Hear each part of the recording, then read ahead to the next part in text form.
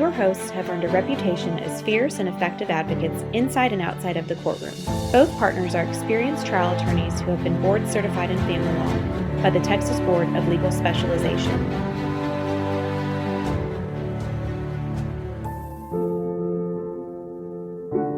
Well, thanks for tuning into For Better, Worse, or Divorce podcast, where we provide you with tips and insights on how to navigate divorce and child custody situations. I'm Brian Walters, partner at Walters Gilbreth. And today we're honored to be joined by Raiford Palmer, Chief Operating Officer and Shareholder of STG Divorce Law in Illinois, and author of I Just Want This to Be Done, How Smart, Successful People Get Divorced Without Losing Their Kids' Money and Minds. Good title, by the way. Raiford concentrates on high net worth and complex asset divorces, especially involving real estate and business interests. And we felt it would be a perfect guest to have on our show to discuss some of the issues we hear about in interstate and complex divorce cases at our firm. By the way, I did an intake yesterday with one from your neighboring state of Minnesota is where the client was, and cases down here in Texas. So yeah, it's really common. So anyway, do you remember how we ran into each other? That's our origin story. We met through a management group online, I'm pretty sure, and that's how I got to know you. And then we've had a couple of cases we've talked about back and forth and referred some clients, so it's been a great relationship. Yeah, absolutely. I remember that, and it's been helpful. So tell us a little bit about yourself. We talk about ourselves all the time, so that's boring. So tell us a little bit about you, where you grew up, and how you got into decide to be a lawyer, and you ended up where you are now in your legal career. Sure. I was born in the Chicago area. I was actually born in Fort Benning, Georgia. My dad was a soldier. I grew up in the Chicago area. My family's originally from the Chicago area. And I kind of one of those people that knew I wanted to be a lawyer when I was pretty young. My grandfather wanted me to be an attorney. Eventually, I decided to go to law school, and I enjoyed it. No lawyer. I was the first lawyer in the family. Clerked in a large firm first to see if I liked it before I went to school. And then when I went to law school, I knew I wanted to be a trial lawyer and try cases and be a gunslinger like in the movies. And I started out doing personal injury. I did commercial litigation. I did business transactional work. I've had several lives in this business. And in the early 2000s, I started doing divorce work accidentally. I had a personal injury client ask me to do her divorce. And I took the case, and then she told friends, and they told friends. And next thing I knew, I was doing divorce. And it sort of took over. So divorce chose me. I did not choose family law and divorce, but I ended up enjoying it. And through evolution of different firms, businesses, I ended up being recruited by STG, and now I manage the law firm.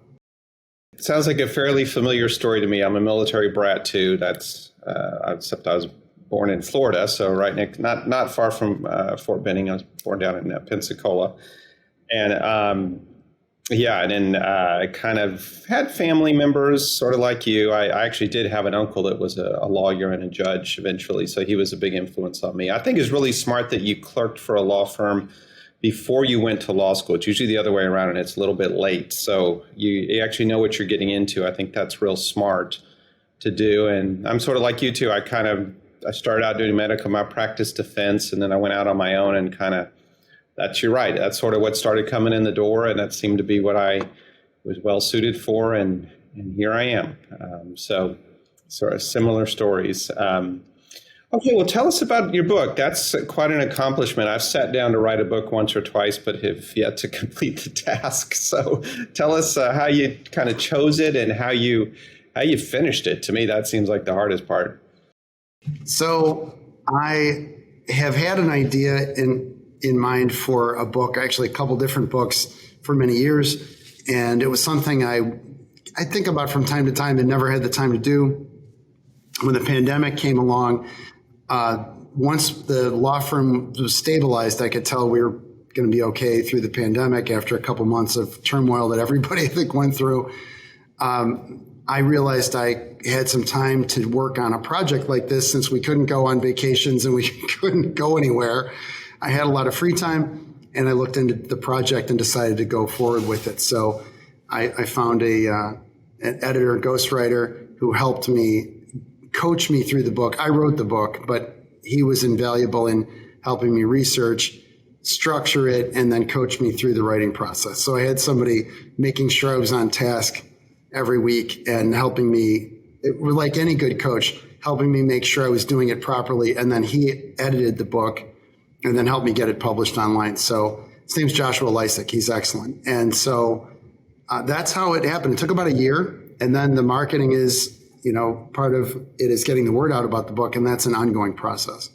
So I always wanted to tell client stories that were informative for people and sort of share the secrets that divorce lawyers never talk about. I wanted to put out a book that was full of what I call ungoogleable advice. The things that you, I'm sure, and I have been telling clients for years, based on our experience, based on things we've learned through our handling many, many cases, and the things that we would tell our best friend if they were getting divorced. And that's what I wanted to have in the book, not some dry chapter about child support or alimony or something about custody. That's all on the internet, and you can talk to any number of people about that information. That's sort of rote information. What I wanted was, I want to spill the tea for people, as they say. I want to tell the secrets that they don't otherwise hear about and put something out there that people would really want to read, not just a vanity project that I can tell people I'm an author. I wanted to write a real book, and I wanted to write it myself. I had help editing it, but I wanted to do it myself. And I did. So that's how it came to be. Nice. Yeah, that makes a lot of sense. I think the coach thing is probably key. And I think that's a really good way to write a book, because you're right. There's, you can Google all day long about how's my child support going to be calculated, but what value is that? Plus the law changes. So maybe not be useful in a couple of months. Yeah, and I wanted to write a book that was more or less timeless, that would be just as good to read 5 years from now as it was when it was published. So that was another thing, was don't make it tied to any one state or state law, and don't have it tied to a point in time. As you point out, the laws change constantly, and I wanted to have a book that had nationwide appeal. In fact, I sell books in the UK, Canada, and Australia. So it's the advice is still good even in other countries where I don't know the divorce law there, but the book isn't about that. So thanks for asking about it. Yeah. So let's talk about that situation where we have, this is increasingly common in our society. I deal with it a lot. I'm sure you do too, where you have people that are going to get divorced and or have a child custody matter.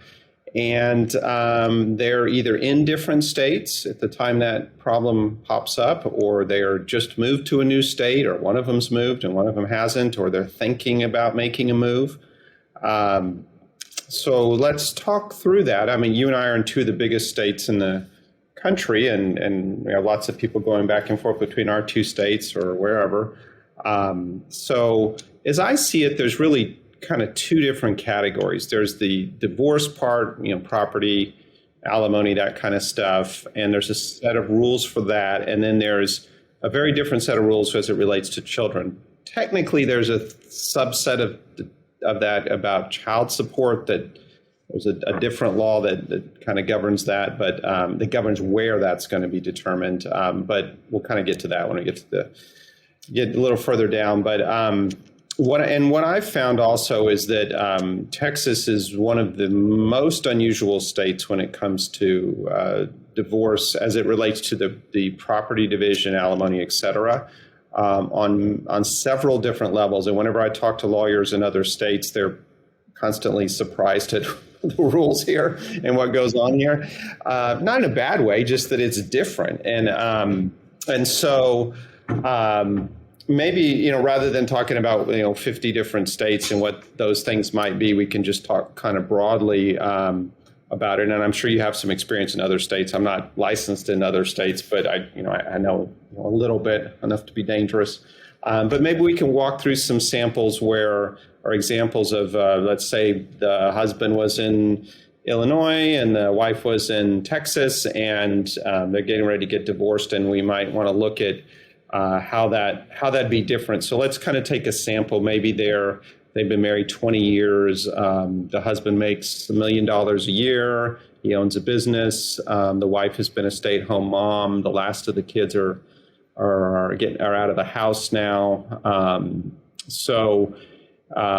Tell me what, under Illinois law, and let's say they had $5 million in total assets. And under Illinois law, just broadly, how would the court look at that? And maybe we'll break it down into pieces. How would the court look at that business? How would the court look at alimony? How would the court there look at, how to divide that $5 million estate? If you kind of just give, just really broad sample. Right. So I'll give you some broad brushstrokes. The business, assuming it's marital property, so it was created during the marriage, then the value of the business would be determined either by agreement or through a trial if the parties had to have a trial. The value of that business would be divided equally, assuming kind of the typical fact situation. And that $5 million estate would be divided equally. Our law says equitable division, but in most cases that ends up being an equal division unless there's an unusual set of facts. So in a case like that, I would tell someone they could expect an equal division of the estate. Then they'll be paying maintenance. If they're married over 20 years in Illinois, maintenance, which is alimony, is payable on what's known as indefinite basis, or what we used to call permanent, which means until termination events like the person's retirement, death of either person, or remarriage of the recipient of support. So, or cohabitation, the recipient of support moves in with somebody in almost a marriage-like relationship. So in that case, maintenance would terminate. Otherwise, it goes indefinitely. And maintenance is calculated, and since 2015, we have now a guideline system for maintenance where both incomes are included in a formula, and it is using net income to calculate the resulting maintenance. That's been adjusted slightly since the tax changes in 2017 or so, the Tax Cuts and Jobs Act. So that's been adjusted.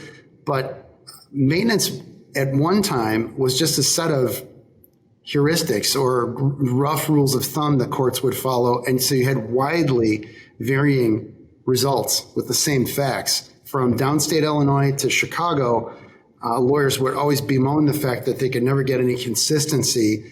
We'd have these meetings of statewide attorney, divorce lawyer meetings or seminars where they'd run through fact scenarios and have 5 judges, 6 judges from all over the state, and like a game show. And they'd say, here's the facts.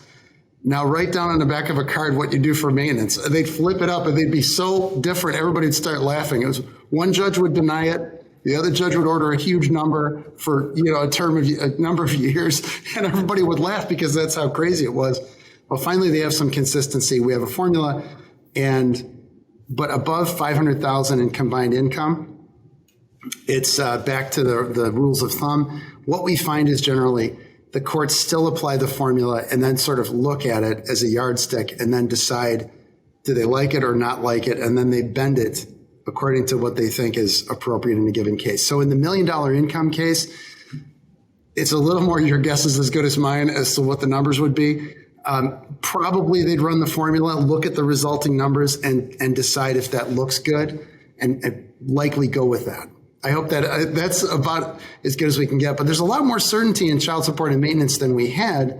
Well, child support's been a formula for decades, but they revised it to a dual income model in 2017. So we now have both incomes taken into account in coming up with a child support figure.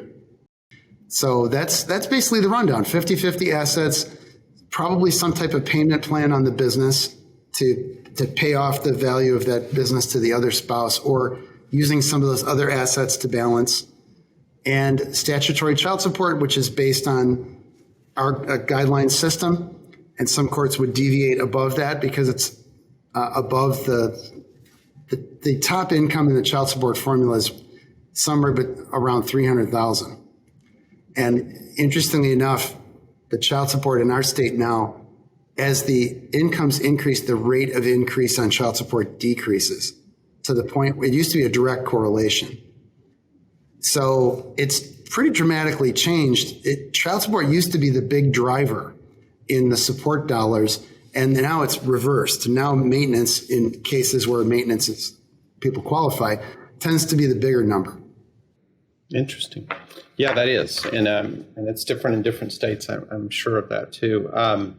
Yeah, so here I think there's some similarities if we were to divide that property, and it'd be different here in some ways. I agree with you. They're only going to divide marital property. We have a community property system, so it's all marital property, but there's what's called separate property, which would be, before the marriage, gifts, inheritance. Those are usually before the marriage are the most common ones. So that's fairly similar, I think, these days in most states. They value the business. One thing we do differently in here is we basically back out the value of if I'm a business owner and working in the business, they basically value out my inputs into the business. So if I was a solo lawyer, for example, and even if I made a lot of money in the business, it would be a zero value in Texas, at least, because they can't divide me, basically, at least. That's actually the same in Illinois. I failed to mention that your personal goodwill is backed out of the business. And like you said, in a pure service business where it's all personal goodwill, an accountant or a solo physician or something, that income stream is the business, and that's considered taken care of in alimony and child support. So you're absolutely right. And then sort of similar to Illinois, I know, for example, California as I understand it, has a rule of it's just 50-50. If it's community property, it's 50-50. And there's the claims and whatever you can put against that. But just on the surface, it is 50. Like you guys, it's fair and just distribution of the property, sort of like you guys use equitable. However, we have the judges here deviating from 50-50 fairly frequently, usually not a lot. 55% is, under the right facts, is usually a pretty good outcome in our system. 60% is rare, but occasionally occurs. Above that's very rare and might be reversible. But they do deviate a bit some, and I think the reason is for what we'll get into in a second, which is the alimony, which essentially there is none. We don't technically have alimony. We have something called spousal maintenance, which is very difficult to get and is not intended to provide long-term support. It's intended for, I think, the old scenario of the stay-at-home mom with 4 kids, and then dad runs off with his secretary, and after they've been married 20 years, and let's say she gave up a teaching job or nursing job 15 years ago, you might get, in rare cases, 1 or 2 years of support, and not a lot, just maybe, if it's a high income earner, it's not a lot. It's up to 25% of your income, but again, it's almost never given. It's for very short if it is, and usually it's only for very high end earners, and it's capped at $5,000 a month. So for a high earner, it's a nominal amount. It's not tax deductible, like you said, like it used to be. That did change back in 2017, but that's one of the big differences here. Now, as people get married later in life, on average, and you come up on retirement and those kind of things, maybe it's not that big of a difference. But if somebody's getting divorced when they're 65, maybe who cares, right? But it can make a difference, certainly with younger couples. But of course, then they're married a shorter time, which means they may not qualify for the longer period of time. And I don't know what the stats are. I'd be real interested to know what the remarriage rates are. I know what remarriage rates are in general. They're very high, but I wonder what they are if there's a large alimony payment. I wonder if that affects people's behavior. Interesting. Yeah, I'd like to know that too. See a study on that. So that's a big difference. And I've had people basically fight over things on that basis about, no, we want it to be in Texas or don't want it to be because of the alimony issue. But because otherwise, I think it's the same. I will say this, we don't have legal separation in Texas. And so you're in a single economic unit until you get divorced. So in a contentious case, which could last a year and a half or 2 years, really 50% of the money is going to the other spouse anyway. And so if you have 2 years of that, that basically would offset maybe, 4 years of 25% or whatever the numbers are that it might be in another state. So it's, especially for shorter marriages, I'm not sure it's, again, such a dramatic change, but it can be real large. And on child support, there is a specific law on child support called UIFSA, Uniform Interstate Family Support Act, which governs where the child support is going to be calculated. And unlike the custody part, which we're going to talk about, it basically is going to be where the person paying child support lives. If they're in different states, there can be some exceptions, but generally that's the case, which kind of makes sense. Like, that's the state you live in, that's who's taxing you, that's where you live. You should probably apply those rules in the state where you reside. And in Texas, the big difference, I think, is that there's a cap on child support for all practical purposes. So for one kid, it's basically $1,800 a month. That's, it's tax free. It's not chump change. But if you make $10 million a year, you're paying $1,800 a month in child support. Elon Musk is a Texas resident. He's paying $1,800 a month on child support if he's ordered to pay it. So that's a big difference in other states which don't have caps or have sort of like have a kind of, well, maybe it's not dollar for dollar, but we also don't have offsets from the other person's salary. We just have the person earning. So there are a lot of differences. I've found more differences state to state with child support than I have on most other issues except alimony. So that's how it is. The change, the interesting thing in Illinois was when our maintenance law was amended, when the judges used to use the rules of thumb, you might say like the 11 or 12 factors they would take into consideration. It was rare to see maintenance in shorter marriages. So if a marriage we used to tell people, if you're married less than 5 years, forget it. Your chance of getting maintenance was slim and none. 5 to 7 years, maybe. 7 to 10 years, probably, but it'd be very short term. 10 to 20 years, yes, you're going to get maintenance. And there were just these rules of thumb that we knew kind of depending on the courthouse.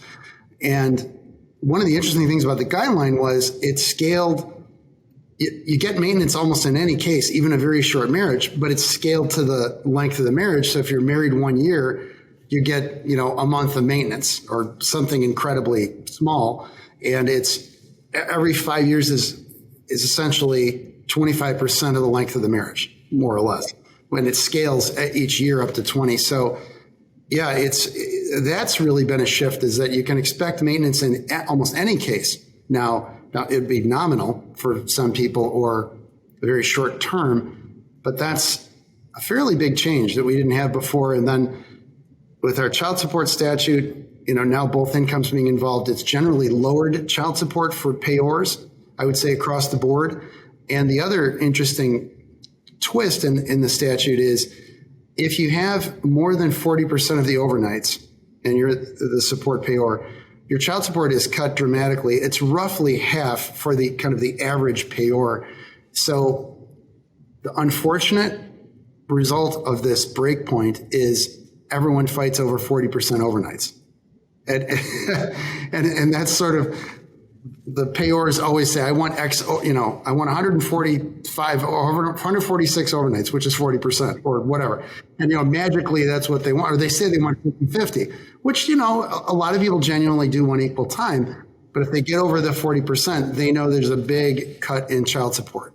And what they're talking about doing in our legislature is amending the law to make it a sliding scale so it isn't such a dramatic impact where people are sort of gunning for this number. And we don't have a mandatory equal parenting time law in Illinois. It's doesn't exist. It's right. Neither do we. 10 years from now, it's hard to imagine that not being pretty common, but it isn't here yet. It gets proposed every year in Texas, but the actual legislature's in session again, but it hasn't ever gotten like serious support. But it's kind of hard to argue against in a logical way. But anyway, okay, and on kids stuff, so there are some very specific rules. There's the UCCJEA that all 50 states passed. I think Massachusetts tweaked it slightly. It had to be different. And but basically they're, with a new case where the kids have never been to court, it's going to be where the kids live now or have lived the past 6 months. That can be tricky, right? I mean, if a couple's relocated from Texas to Chicago, or mom relocated from Chicago to Texas 3 months ago, and now there's a divorce filing. What do we do? There's some rules about those short-term things, but that can make a big difference. We just talked about how child support, although that's more where the payor is living, but it's usually at the same place. That can be affected. Texas also allows juries to make custody decisions, the only state that does so. I don't know how that really, I'm not sure I could say that makes a difference across the board, but it's interesting. And then, of course, the other rules are when there's a modification. So let's say you've been divorced and then 5 years later somebody goes back and wants to change custody of the kids. There's essentially with that, when you go back to the state where the original order was made, the divorce, and as long as anybody's still living there, they're going to at least start the case there. If not, it'd be where the kids have been living the past 6 months. And there's all kinds of tweaks and variations on that. We have a case where they were overseas with foreign service and went from like Azerbaijan to Virginia, and one spouse went to Texas and one went to Virginia, and the kids went to Virginia, and we're litigating where that is because they haven't lived in any of these states for 6 months, and nobody's going to go back to Azerbaijan and litigate it there. There's all kinds of funny things there that can occur and can be a little surprising. So you might, people might want to talk to lawyers about when they're making that move, or if they're splitting up and, going, or if they're thinking of moving. All these things can make a big difference. I think in particular, these kind of outlier cases where you've got maybe one person making a lot of money and one that doesn't work, that could be a big difference, or, other where there's certain property situations that might be tricky or not. So something to think about. So, Brian, what's the Texas rule on relocation? So what does one need to do to move their children out of state or out of a location? I mean, there's nothing firm about it. It's disfavored, right? So let's say folks get divorced in Dallas and they just moved here from, this is a common story. They moved from, Chicago a year ago. They get to Dallas. They split up, that didn't help their marriage, and stay-at-home mom wants to go back to Chicago. The whole family's up there. The kids' friends are still up there. They've only been in Dallas 6 months or a year. Frankly, Texas is probably going to keep everybody in Dallas because the focus is not on what mom wants to do, right, and what dad wants to do. It's the best interest of the child or children, and best interest of the children. The overriding view of the court is that means both parents are close by and actively involved, and that really can only happen if they're both in the same 10 or 20 or 30 miles from each other, right? So Texas is very hesitant to allow it. I've seen it happen.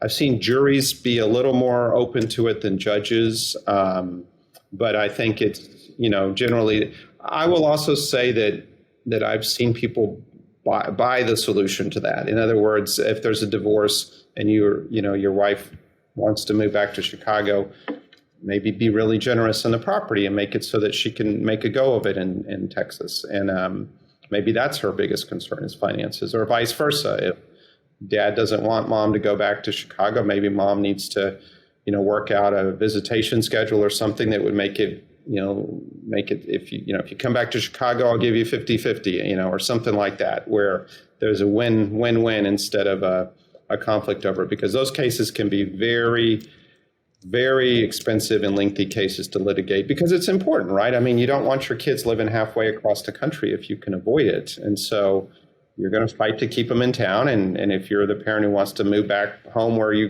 grew up and have lived, 45 of your 46 years, that's important to you, right? I get it on both sides. So at least that's the way it is here. How about you guys in Chicago or about that issue? It once used to be to relocate outside of the state. It was a state border, and that created some unusual situations where the family lived a mile from Northwest Indiana, for example. And so the logic was, well, I can't go a mile. I can move to Cairo, Illinois, which is, 4.5 hours or 5 hours south, but I can't go 1 mile over the state line into Indiana.